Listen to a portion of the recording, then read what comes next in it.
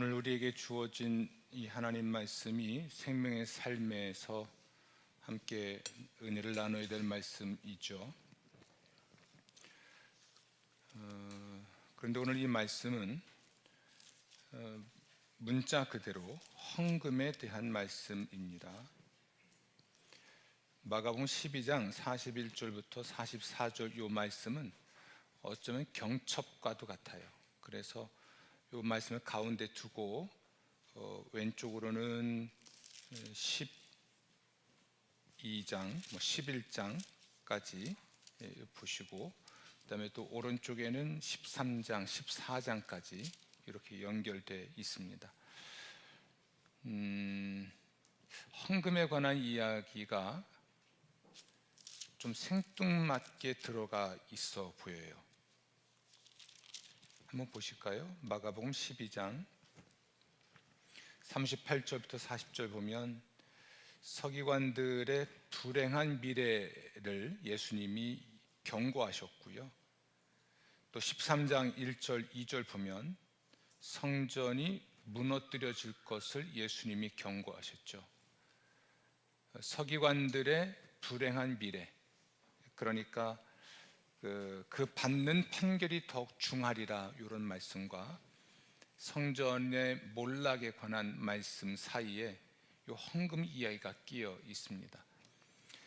성경은 아무 연관이 없는 이야기들을 단편적으로 나열한 게 아닙니다.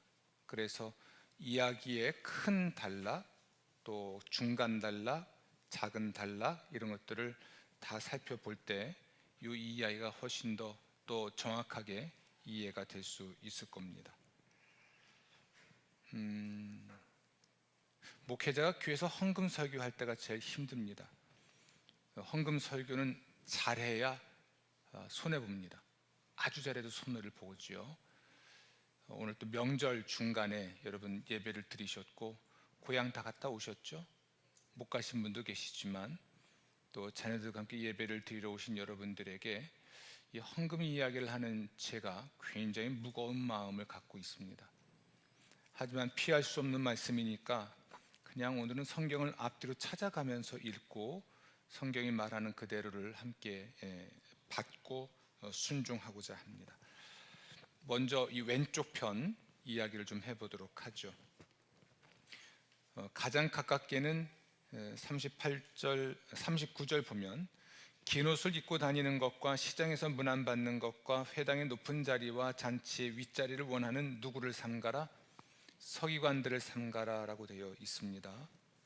그들은 어떤 사람이냐면 과부의 가산을 삼키며 외식으로 길게 기도하는 자니 다같이 그 받는 판결이 더욱 중하리라 하시니라. 아멘. 오늘 생명의 삶에서 우리에게 주어진 말씀이 12장 35절부터 44절까지의 말씀이죠. 그런데 서기관들이 어떤 부조리가 있고 그들이 어떤 실패를 했는지를 예수님이 말씀하시고 그 받는 판결이 얼마나 심각한지를 경고하셨습니다. 그런데 이 서기관들의 특징 중에 하나가 40절, 그들은 뭘 삼켰습니까? 과부의 가산을 삼켰습니다.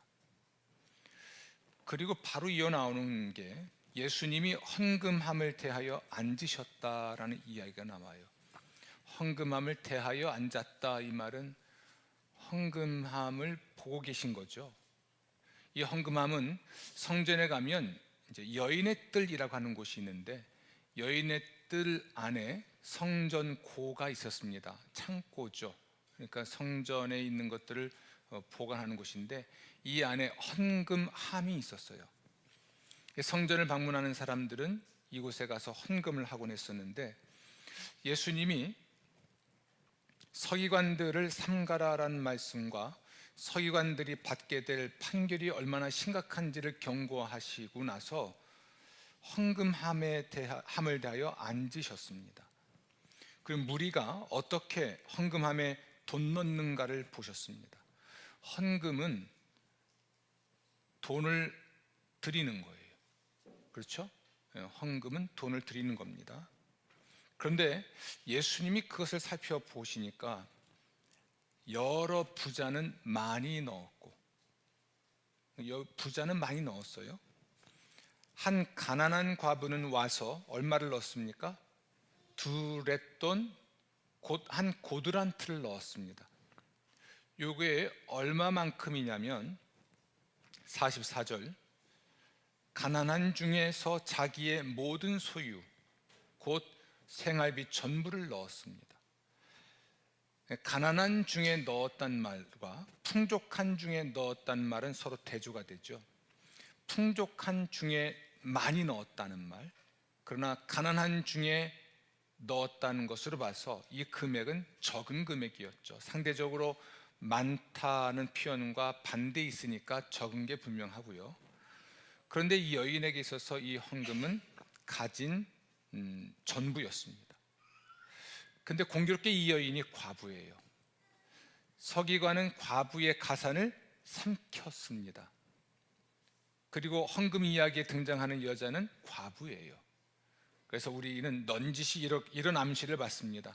이 과부가 가난하게 된 이유는 과부라서이기도 하지만 서기관과 같은 사람들에 의하여 착취를 당했다라고 보는 거죠. 그래서 이 서기관들은 과부의 가산을 삼켜 부자가 됐고, 그렇게 부자가 돼서 풍족한 중에 헌금을 했는데 많이 했습니다. 이 여인은 이런 사람들에게 자신의 가산을 빼앗겼고, 그래서 가난하게 됐거든요. 가난하게 됐는데 그나마 남은 것 생활비 전부를 하나님께 헌금을 해버린 것입니다. 그리고 예수님 말씀하시기를, 하지만 이 가난한 과부가 부자보다 헌금을 많이 했다, 이렇게 평가하십니다. 어떤 점에서 그렇습니까? 계산을 해봤습니다. 부자가 풍족해요. 여기서 헌금을 했습니다. 가지고 있는 것에서 헌금한 금액을 빼고도 풍족한 거죠. 그런데 이 여인은요, 가난한 중에 그나마 남은 것 전부를 헌금했으니 남은 것은 없죠. 그래서 저희 계산법은 이렇습니다. 어떤 헌금이 많이 한 헌금일까? 내가 가진 것에서 헌금을 하고 남은 게 적을수록 헌금을 많이 한 거다. 계산되시죠? 미안합니다. 산수를 하게 해서 다시요. 가진 재산에서 헌금한 걸 빼보세요. 그리고 남은 게 얼마나 되는지. 이런 계산법, 자신의 소유에 비해서 얼마만큼을 드렸는가. 100만 원이 있는 사람이 10만 원 한 것과 10만 원 있는 사람이 10만 원 한 것은 우리 주님 보실 때 금액의 차이가 큰 거예요. 이 과부는 그나마 남아있는 마지막 것까지 다 드리고, 그런데 그것이 생활비였는데 어떻게 살을까요? 생활을 어떻게 해요? 이 여인의 헌금은 자신의 모든 것, 남아있는 것까지 다 드리고 자신의 생활은 하나님을 의지하기로 결정한 겁니다. 아멘. 놀랍죠? 생활비 전부를 드리고, 그럼 어떻게 살아요? 그 삶을 하나님께 위탁한 겁니다. 하나님이 자신의 삶을 책임질 걸 믿었고 따라서 생활비 전부를 하나님께 헌금할 수가 있었던 거죠. 예수님은 이 여인이 가난한 사람인지 부자인지는 사실은 모르지 않습니까? 헌금을 많이 하는지 적게 하는지 그걸 어떻게 아셨을까? 헌금하는 금액을 보았겠지만 이건 우리 예수님의 신적 지식에 의하여 안 것으로 보입니다. 헌금을 했는데 이 여인이 생활비 전부인지 아니면 남은 게 있는지도 모르잖아요. 그런데 예수님은 아신 것이죠. 예수님은 헌금하는 사람의 마음도 보셨고, 헌금하는 금액도 보셨고, 헌금하는 태도도 보셨습니다. 그리고 말씀하시기를, 예수님은 이 여인처럼 되라고 말씀하십니다. 헌금에 관한, 헌금하는 과부에 관한 이 이야기는 43절 말씀 보면 예수께서 누구를 불러다가 말씀하십니까? 제자들을 불러다가 말씀하시거든요. 이 말씀은 과부가 헌금한 것에 관한 이야기는 제자들을 위한 가르침의 말씀이기도 했습니다. 이 이야기가 참 왜 중요할까? 이 헌금 이야기를 좀 더 범위를 넓혀서 생각해 보려고 합니다. 서기관이라고 하는 사람은 바리새인들이에요. 이 사람들은 율법을 연구하는 사람들입니다. 율법 중에서도 모세 오경, 창세기부터 신명기까지를 중요하게 여기고 일상 속에 하나님 말씀을 어떻게 실천하며 살 수 있을지를 연구하고 가르친 사람이었습니다. 누가 봐도 이 사람은 하나님을 매우 사랑하는 사람으로 보였죠. 좀 더 이야기의 범위를 좀 넓혀 볼게요. 이 서기관이 28절 말씀, 12장 28절 보십시오. 서기관 중 한 사람이 예수님께 와서 질문을 합니다. 모든 계명 중에 첫째가 무엇입니까? 예수님이 대답을 합니다. 29절, 하나님을 사랑하라. 아멘. 둘째는 이웃을 사랑하라라는 것이다. 서기관은 하나님의 말씀을 연구하는 사람이라고 그랬죠. 모든 계명 중에 첫째가 무엇입니까? 라는 질문을 누가 했습니까? 서기관이 했어요. 그런데 예수님의 대답은 그가 생각했던 대답이었습니다. 율법을 연구해 보니 모든 계명 중에 첫째는 하나님을 사랑하는 것이고 또 둘째는 이웃을 사랑하는 것이라는 것을 알고 있었던 것이죠. 그래서 예수님의 의견과 자신들의 의견이 일치하는 것을 확인하게 됐습니다. 그런데 예수님께서 갑자기 서기관들을 직격하십니다. 예수님의 답변에 대해서 동의를 했던 사람에게 심지어 34절, 내가 하나님 나라에서 멀지 않다라고 칭찬까지 해 놓으시고 나서는 38절에서는 서기관들을 직격하십니다. 너희들은 긴 옷을 입고 다닌다. 긴 옷을 입는다는 얘기는 명예를 중요하게 여긴다는 이야기입니다. 또 하나, 시장에서 문안받는 것과 회당의 높은 자리와 잔치의 윗자리를 원한다. 그들에게는 권위 또는 권력이 중요하다는 것이죠. 세 번째는 과부의 가산을 삼킨다. 돈을 좋아하고요. 외식으로 길게 기도한다. 외식이라는 것은 사람들의 평가입니다. 세상 사람들의 평가를 중요하게 여기는 사람이라는 것이죠. 그러면서 그 받는 판결이 더욱더 심각할 것이다. 칭찬을 해 놓으시고 그 서기관이 있죠. 그 한 사람의 서기관을 칭찬하셨습니다만 전체적으로 서기관들이 어떤 부주의가 있고 무엇을 실패했는지를 말씀을 하십니다. 그럼 이 이야기는, 이 헌금 이야기는 이런 이야기일 수 있습니다. 그들은 하나님을 사랑한다고 스스로 믿고 있는 사람들이죠. 하나님을 사랑하되 자기의 마음과 목숨과 뜻과 힘을 다해서 사랑한다고 믿는 사람들이에요. 그런데 그들의 내면 실체는 그렇지 않았습니다. 그들은 명예를 사랑했고요, 권력을 사랑했고 돈을 사랑했습니다. 결정적으로 그들은 결국 외식하는 자들로서 자기만 사랑한 사람들이에요. 자, 여러분, 명예, 권력, 돈, 사람들의 평판, 이런 것이 중요한 사람들은 사실은 하나님을 사랑한 것이 아니라 자기를 사랑한 것입니다.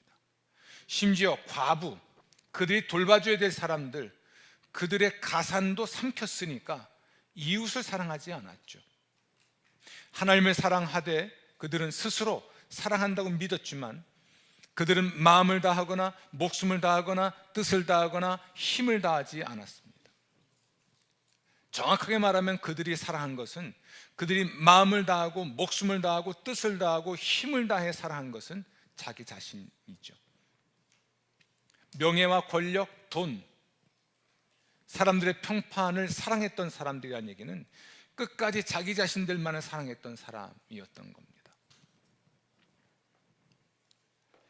헌금은 이런 맥락에서 볼 때 하나님을 사랑한다는 증표가 될 수 있습니다. 하나님을 사랑하는 사람은 헌금을 하되 마음을 다하고 힘을 다하고 목숨을 다하고 뜻을 다해서 헌금을 하죠. 얼마만큼 할까요? 이 과부처럼 생활비 전부라도 헌금을 합니다. 그러면 자신의 삶을 누구에게 위탁할까요? 하나님께 위탁하는 거죠. 하나님, 이것은 저의 생활비 전부입니다 하고 헌금을 하고 나면 그 헌금할 때의 마음은 하나님이 내 생활을 책임지실 것이라는 믿음이 있고, 그러면 하나님께 내 생활을 맡깁니다라는 고백이 있는 것이죠. 그러므로 헌금은 그의 믿음과 관련이 있습니다. 하나님에 대한 사랑과 신뢰와 관련이 있습니다. 헌금하지 못하는 사람은, 또 헌금을 하더라도 형식적으로 하는 사람, 생활비 전부를 드릴 수 없는 사람은 하나님을 온전히 신뢰하는 사람은 아닙니다. 하나님을 사랑하되 마음과 목숨과 뜻과 힘을 다해 사랑하는 것은 아닙니다. 그래서 이런 생각을 해봤습니다. 하나님을 사랑하는 것과 헌금은 어떤 관계에 있을까? 하나님 사랑은 헌금이라고 말할 수 있을까? 꼭 그렇게 말을 할 수는 없을지 몰라도 매우 중요한 관계에 있다고는 보입니다. 여러분, 하나님을 사랑하는 것과 여러분의 헌금 그리고 여러분의 헌신은 관계가 아주 긴밀합니다. 따라서 여러분이 하나님을 사랑하는 사람이라는 걸 증명하고 싶다면 헌금하시고 헌신하십시오. 하나님을 사랑한다는 건 우리의 주관적 감정으로 그치어서는 안 됩니다. 하나님을 사랑한다는 것은 우리의 관념으로 그치면 안 됩니다. 주관적 감정이나 우리의 관념으로 그쳐버리는 것은, 다시 말하면 실제적으로 표현되지 않는 것은 사랑이라 할 수 없다는 이야기죠. 표현된다는 것. 명절에 선물 좀 많이 받으셨나요? 요즘 제가 실감하는 건 저의 인기가 땅에 떨어졌다는 겁니다. 갈수록 선물도 적어지고, 갈수록 인사도 적어지고, 옛날에 동현이하고 의연이는 세배 왔었는데 아직도 안 오고, 아마 나의 인기가 많이 떨어지지 않았을까. 선물에는 마음이 담기죠. 그렇죠? 선물을 보낼 때는 마음을 보내는 것입니다. 헌금이 그렇습니다. 특히 단순히 헌신 이야기가 아니고, 이렇게 중요한 헌신의 문제는 꼭 돈으로 연결을 합니다. 성경을 잘 보세요. 왜 성경은 하나님과 재물을 겸하여 섬길 수 없다 이런 표현을 쓸까요? 하나님과 권력도 아니고 하나님과 지식도 아니고, 항상 비교를 해도 하나님과 재물 이렇게 말합니다. 그리고 오늘도 그렇습니다. 하나님을 사랑하는 것과 헌금을 연결을 하고 있습니다. 그만큼 돈은 우리 삶에 중요한 것이죠. 돈이 가는 곳에는 마음이 가요. 예수님도 말씀하십니다. 재물이 있는 곳에 우리 마음도 있다. 돈이 있는 곳에 우리 마음이 있습니다. 여러분, 카드 쓴 것을 보면 여러분의 마음이 어디로 가 있는지를 알 수가 있습니다. 이번 한 달 지출 한번 보십시오. 오늘 집에 가시면 내일쯤 돼서 지출 명세서를 한번 확인해 보십시오. 한 달 동안 여러분의 쓴 것을 보면 내 마음이 어디 갔는지를 확인할 수 있거든요. 사랑하는 성도 여러분, 이 헌금 이야기는 하나님을 사랑하는 삶과 관련이 있습니다. 전 여러분 모두가 헌금을 많이 할 수 있기를 바랍니다. 다른 사람보다 많이 할 수 있기를 바랍니다. 아멘. 좀 작아지는 것 같아요. 이건 여러분이 할 수 있는 객관적인 금액의 크기가 아니에요. 똑같이 100만 원 하세요, 1000만 원 하세요, 이 이야기가 아니라, 내가 가지고 있는 것이 1000원밖에 없는 의연이는 1000원이 가진 것 전부잖아요. 그걸 헌금하면 1000만 원 중에 100만 원 한 사람보다 많이 한 거예요. 이해되셨죠? 우리는 하나님께 헌금하는 삶을 이야기하고 있는 것입니다. 어떤 헌금이 많이 한 헌금일까? 마음을 다한 헌금, 힘을 다한 헌금, 자신의 삶을 다 드린 헌금, 그것이 많이 한 헌금이고, 그러한 사람에게 하나님이 축복해 주십니다. 아멘, 아멘. 뒤를 좀 가볼게요. 뒤쪽에 지금까지는 서기관, 앞 이야기했습니다. 헌금 이야기의 앞부분 이야기했고, 이제는 헌금 이야기의 뒷부분을 좀 이야기하고자 합니다. 13장 가면 성전이 파괴될 것을 주님 말씀하십니다. 성전은 이스라엘 백성들의 자존심이었습니다. 예루살렘과 성전은 영원하다는 믿음을 갖고 있던 사람들이에요. 그런데 우리 예수님께서는 성전의 몰락, 성전의 파괴를 경고하십니다. 마치 서기관들의 불행한 미래를 경고하셨듯이 이제는 성전의 불행한 미래를 주님이 경고하셨죠. 예루살렘의 멸망 사건을 통해서 우리 예수님은 마지막 때 세상 끝날에 있을 이야기를 말씀하셨습니다. 그런 후에 드디어 14장 보면 대제사장들과 서기관들이 예수를 죽일 흉계를 꾸밉니다. 여러분, 대제사장들은 사두개파 사람들이고 서기관들은 바리새파 사람들이에요. 예수님은 자신의 생애 끝자락에 이러한 유형의 사람들과 끊임없이 치열하게 논쟁하시고 그들을 설복시키시고 그들의 불행한 미래를 사실은 경고하셨습니다. 그런데 대제사장들과 서기관들이 예수를 흉계로 잡아 죽일 방도를 구하는데 갑자기 베다니 나병 환자 시몬의 집에서 식사하실 때의 사건이 등장합니다. 이것은 한 무명의 여자가 예수님의 머리에 향유를 부어드린 사건이었습니다. 이 여인의 이야기는 매우 중요한 측면을 갖고 있습니다. 예수님은 세상 끝날에 있을 일들을 말씀하신 후에 그러므로 그 시대를 사는 모든 그리스도인들은 13장 33절 말씀처럼 깨어있기를 권고하십니다. 깨어있는 삶의 특징은 34절 그 종들에게 권한을 주어 각각 사물을 맡기고 문지기에게 깨어있으라 명령하신 것과 같은데요, 마지막 때를 사는 그리스도인들은 스스로를 일깨워야 합니다. 특히 그 의미는 각각의 사무, 그의 임무에 충실할 것을 이야기해 주는 것입니다.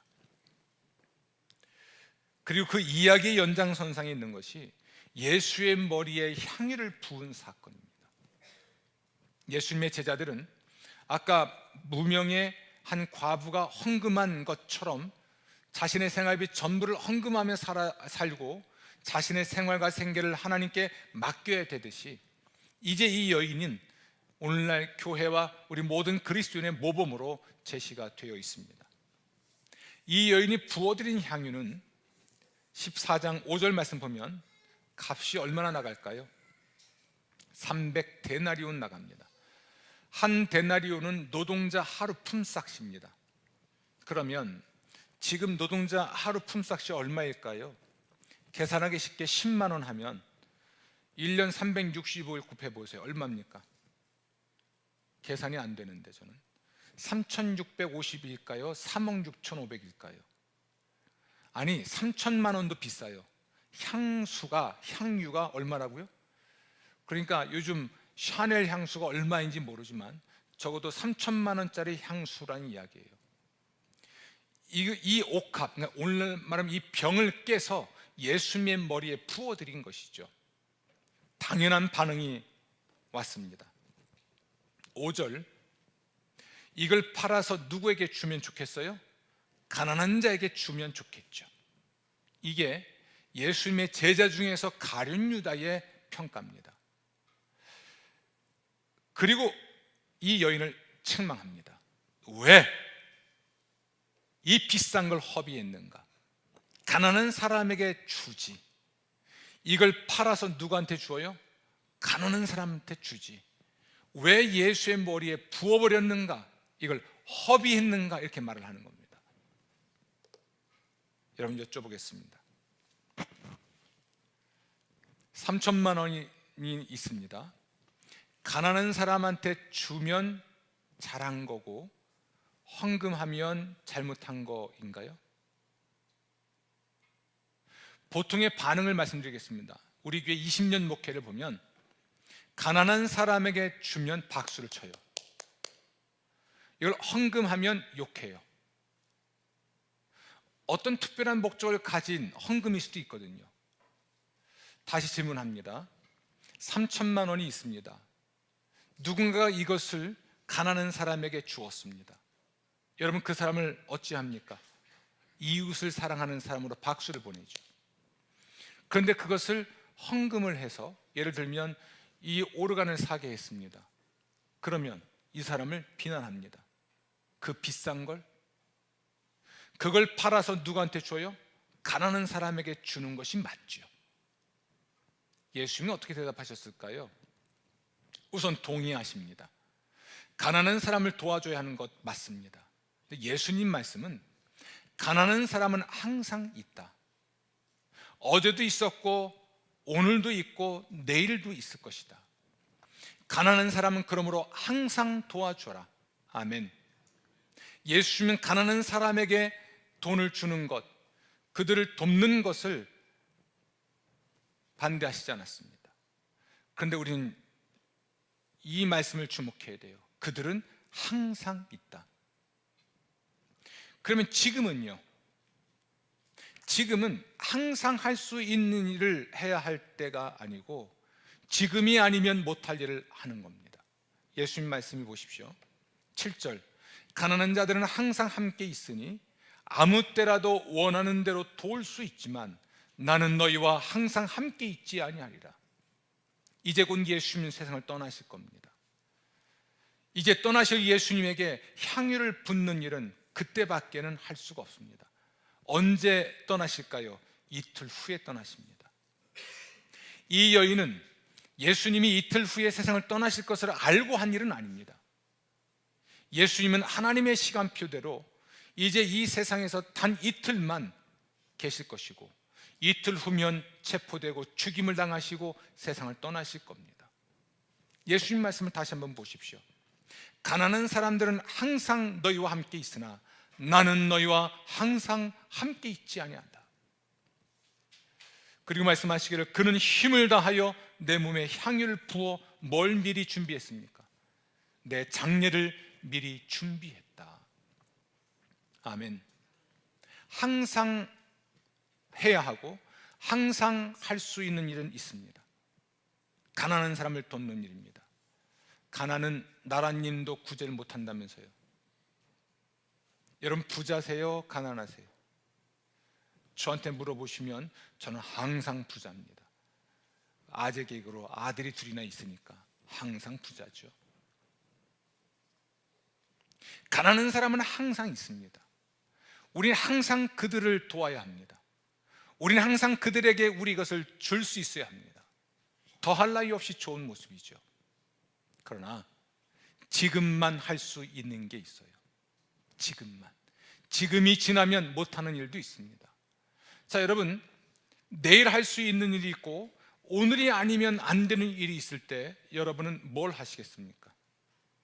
질문이 어리석죠. 오늘 못하면 내일 할 수 있는 일은 내일 하면 됩니다. 그러나 오늘이 지나면 못하는 일은요, 오늘 해야죠. 오늘이 지나면 못하는 일은 오늘 해야 돼요. 내일도 할 수 있는 일은 내일 해도 됩니다. 시간을 쓰는 일, 돈을 쓰는 일, 여러분이 건강을 사용하는 일이 다 그렇습니다. 여러분들이 지혜롭길 바랍니다. 놀라운 건 이 여인은 예수님의 인생살이가 이틀밖에 남지 않았다는 사실은 몰랐습니다. 이 여인이 왜 예수님에게 향유를 부었는지는 알 수 없지만 다른 복음서하고 비교해보면 주님에 대한 사랑이 깊었기 때문입니다. 그러니까 앞에 이야기에 연관 지어보면 하나님을 사랑했기 때문에, 예수님을 사랑했기 때문에, 예수님께 받은 은혜가 너무나 감사했기 때문에 이 여인은 그 사랑을 자기가 가진 향유를 예수님께 부어드리는 것으로 표현했습니다. 아멘. 아까 과부의 헌금 이야기가 경첩과 같다 그랬습니다. 이야기의 앞부분이 있고 이 이야기의 뒷부분이 있습니다. 이 이야기의 뒷부분에 등장하는 여인이 예수님께 향유를 부은 여인이에요. 이 여인에게 이 향유는 어떤 의미가 있는 걸까요? 이 여인에게 이 향유는 그저 있어도 그만 없어도 그만은 아닐 것입니다. 이 자리에 계신 분 중에 3천만 원 있어도 그만 없어도 그만이신 분, 3억 원이라고 하는 돈이 있어도 그만 없어도 그만이신 분, 부자들은 그것이 그럴까요? 부자인 저에게는 그 돈이 엄청난 돈입니다. 상상할 수 없는 돈이죠. 그것을 그냥 옥합, 향유를 담은 그 그릇을 깨고 합을 깨고 그냥 부어드린 거예요. 그러니 이걸 지켜보고 있던 유다는요, 허비했다 생각하죠. 이야기의 전체 문맥으로 본다면 결국 이 여인은 주님을 사랑하여 향유를 부었는데 이게 놀랍게도 예수님을 위한 일이 되었습니다. 예수님의 장례를 미리 준비한 일이 됐습니다. 이 여인의 어쩌면 사랑의 헌신이, 사랑의 헌금이 예수의 복음 또는 예수님의 미래와 관련된 매우 중요한 의미를 가진 사건이 되어버린 것이죠. 이 여인은 그걸 모르고 한 것이지만 하나님의 시간표 속에서는 위대한 일이 되었던 것이 분명합니다. 헌금은 본래 그렇습니다. 뭘 의도하고 목적하고 하지 않습니다. 주님을 사랑하기 때문에 받은 은혜가 감사해서 주님께 헌금을 하죠. 그 헌금은 내 입장에서는 최선이고 그러나 주님 보실 때는 최고의 헌금이 될 수 있습니다. 할렐루야. 나의 최선을 하나님은 최고로 만들어내십니다. 그리고 칭찬하십니다. 더 놀라운 건 이것이 하나님의 일을 위한, 세상을 구원하시는 하나님의 일을 위한 어떤 위대한 사건을 미리 준비하고 그것의 계기 또는 물꼬를 트는 일이 되기도 하는 거예요. 놀랍지 않습니까? 20년 목회하면서 교회가 부흥하고 성장하고 행복해지는 순간에 찬물 끼얹는 사람도 많았습니다. 그저 한 걸음만 더 가면 폭발적으로 성장하고 지금보다 2배, 3배, 4배 커졌을 상황에서 교회를 그저 몰락하게 만드는 사람도 있었습니다. 그러나 그 순간에도 더 이상 몰락하지 않도록, 더 이상 무너지지 않도록 자리를 지키며 묵묵히 자기의 심혈을 기울여서 자신의 모든 재산을 바쳐서 교회를 붙잡는 사람도 있습니다. 저는 이 말씀이 마음에 깊이 남아요. 14장 9절 말씀, 내가 진실로 너희에게 이르노니 온 천하에 어디서든지 무엇이 전파되는 곳에, 복음이 전파되는 곳에는 이 여자가 행한 일도 뭐하여 말하여 그를 기억하리라. 아멘. 지금도 우리가 이 여자가 한 일을 말하고 있잖아요. 이 여자를 기억하고 있잖아요. 제가 20년 목회했고 10년 남았으니 30년 목회하고 은퇴할 쯤에는 이 말씀대로 될 것 같습니다. 30년 목회에 함께하는 교회 50년 또는 60년 역사에서 이 교회 30년 이상 목회하는 입장에서 정말 교회와 복음을 위해서 결정적인 순간에 향유를 부었던 사람은 제가 기억할 것 같습니다. 그러나 정반대도 있습니다. 서기관처럼 그들이 받아야 될 하나님의 심판과 징계가 막중한 사람, 성전이 몰락하듯이 이 서기관들의 미래가 불행하듯이 하나님의 교회의 성장과 부흥을 회방했던 사람들의 불행한 미래도 제가 볼 것 같습니다. 제가 은퇴할 때 저는 미래가 불행한 사람에 대해서 말은 안 하겠죠. 그러나 저는 이건 말할 것 같습니다. 은퇴하는 시점에서 지난 30년 동안 든든한 지원자, 후원자가 되어 주었고 교회가 위태로울 때, 중요할 때마다 헌금하고 헌신하여 이 교회를 붙잡아 준 아무개 고맙습니다. 그렇게 인사할 것 같습니다. 우리는 우리의 헌금과 헌신으로 교회의 역사를 쓰고 있습니다. 예수님의 복음의 역사를 새롭게 써나가고 있습니다. 어떠한 분 되시겠습니까? 교회의 역사를 말할 때, 예수의 복음의 진보, 진전을 말할 때 아주 아름다운 사람으로 기억되는 그런 인물이 되시겠습니까? 아주 추한 사람으로 기억되는 그런 인물이 되시겠습니까? 이런 표현입니다. 돈을 가난한 사람에게 주는 것은 가난한 사람에게 좋은 일입니다. 그렇죠? 헌금하는 것은 누구에게 좋은 일일까요? 하나님에게 좋은 일입니다. 6절, 그가 내게 좋은 일을 하였느니라. 여기서 좋은 일은 궁금해서 영어 성경 봤습니다. 헬라어 성경도 봤지만 영어는 이렇게 표현하더라고요. Good things가 아닙니다. Beautiful things입니다. 오늘 새벽에도 3시에 눈 뜨고 이 말씀 보면서 아름다운 일이다, 아름다운 밤이에요, 아름다운 일이다. 좋은 일이란 표현보다는 beautiful thing, 아름다운 일이다, 나에게 아름다운 일을 했다. 이게 뭘까? good thing 그러면 뭐 좋은 일 중에 하나지라고 하는데 굿이 뭘로 표현됐다고요? beautiful로 표현됐습니다. NIV 성경은 그렇습니다. 그냥 제 마음에 잔상이 남아요. 참 아름다운 일이다. 꽃이 beautiful 하듯이 참 아름다운 사람이구나. 예수님에게 좋은 일을 한 사람은 아름다운 사람이에요. 옆 사람 보고 말씀하시죠. 아름다우세요. 아름다운 분이세요. 어떤 사람이 아름다울까요? 그냥 예수님의 생의 마지막 순간에 대한 성경의 기록에 거창하게 나는 예수를 위해 죽을 수 있습니다 떠들었던 제자들도 아니고, 우리가 하나님을 정말 사랑하는 사람들입니다 라고 떠들어댔던 서기관과 바리새인과 같은 또는 대제사장들 같은 사람들도 아니고, 그냥 곳곳에 숨어있는 무명의 사람들, 그들이 정말 예수의 제자들이고 그들이야말로 시대를 초월해서 교회와 성도의 모범이라고 생각합니다. 여러분, 헌금 많이 하십시오. 헌금 많이 하시기 바랍니다. 100만 원밖에 없는 분에게 1000만 원 하라고 하는 얘기가 아닙니다. 여러분, 우리가 그냥 단순하게 10만 원 하고 놓고 보면 이것이 누군가에게는 아무것도 아닌 껌값밖에 안 된 돈일 수 있지만 어떤 분에게는 전 재산일 수 있습니다. 10만 원이란 돈, 1000원이란 돈, 그 금액은 하나님이 그의 마음이 얼마나 담겨 있는지를 보시고 평가하십니다.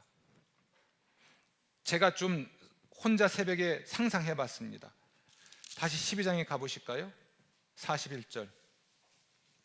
예수께서 헌금함을 대하여 앉으사 어떻게 헌금함에 돈 넣는가를 보실세.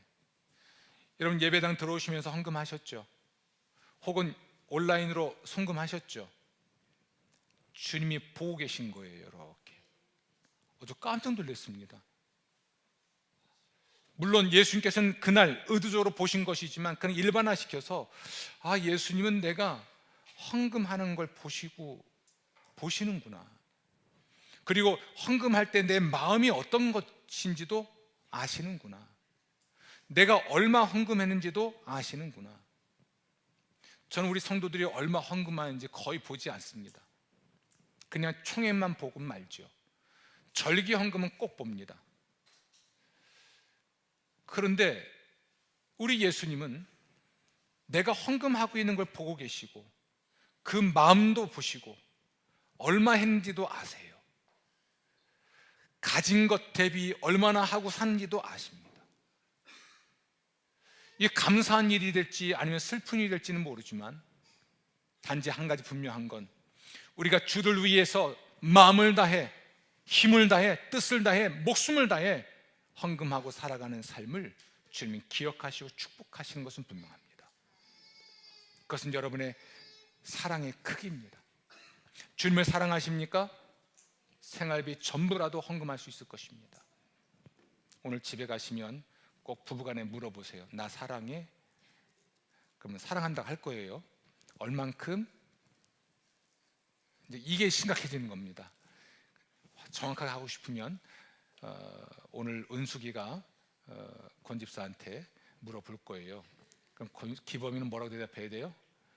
난 널 위해 죽을 거야. 이렇게 대답하면 사랑이 커지는 겁니다. 갑자기 의연이와 동현이가 웃어요. 의연이와 동현이는 여기서 두 사람의 아들들입니다. 하나님 사랑하십니까? 더 많이 사랑하십시오. 남의 것 뺏어서 부자가 된 건 아니고 하나님이 주신 복이 있어 우리가 지금 살아가고 있고 누리고 있지 않습니까? 여러분이 가진 것에서 헌금한 것을 빼보십시오. 얼마가 남는지. 내가 이 헌금을 드리고도 충분히 살아갈 만큼 하신 분도 있습니다. 그건 늘 할 수 있는 일이죠. 제 마음에 남는 건 이런 겁니다. 매우 중요한 시간에, 매우 중요한 시기에, 교회와 복음을 위하여 결정적인 순간에, 그때가 지나면 할 수 없는 헌금을 해보면 어떨까?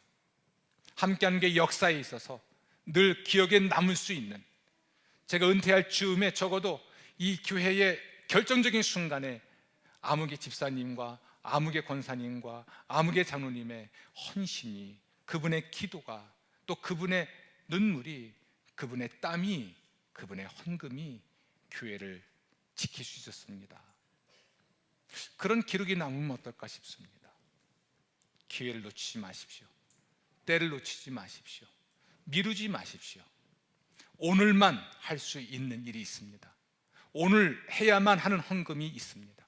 오늘 해야만 하는 헌신이 있습니다. 이것은 순전히 사람에게 박수를 받기 위한 것이 아닙니다. 내가 누리게 될 명예나 또는 어떤 권력을 위한 것도 아닙니다. 하나님을 향한 사랑 때문인 것이죠. 그분이 베푸신 사랑에 대한 보답이고, 또 내가 그분을 사랑하는 그 사랑의 크기만큼 주님께 헌금하며 살아가는 겁니다. 그리스도의 사랑이 여러분을 강권해서 주님께 헌금하고 헌신하고 살아가는 하나님의 종들 되셔서 하나님의 복을 받기를 주 여러분으로 축원합니다. 오늘 이야기의 마무리는 베드로에게 하신 주님의 말씀입니다. 주님께서, 베드로가 주님께 질문합니다. 제가 모든 것을 버리고 예수님을 쫓았는데요, 이 말에 대해서 주님 말씀하십니다. 나를 위하여, 복음을 위하여 모든 걸 버린 사람은 버린 것의 100배를 현세에 받을 것이다. 그리고 내세의 영생을 상속할 것이다. 저는 이 말씀을 문자 그대로 저는 받아들이기로 했습니다. 내가 예수님과 복음을 위해 부모, 형제, 집과 밭 등을 버렸다면 하나님이 내게 몇 배 주십니까? 100배를 주실 것이다. 언제? 현세에, 이 세대에서. 내 세에는, 올 세대에는 영생을 상속할 것이다. 아멘. 하나님께 100배의 복을 받으며 사는 여러분 되시고, 주님을 정말 뜨겁게 사랑하기 때문에 하나님 위해 살아가는 종들 되시기를 주의 이름으로 축원합니다.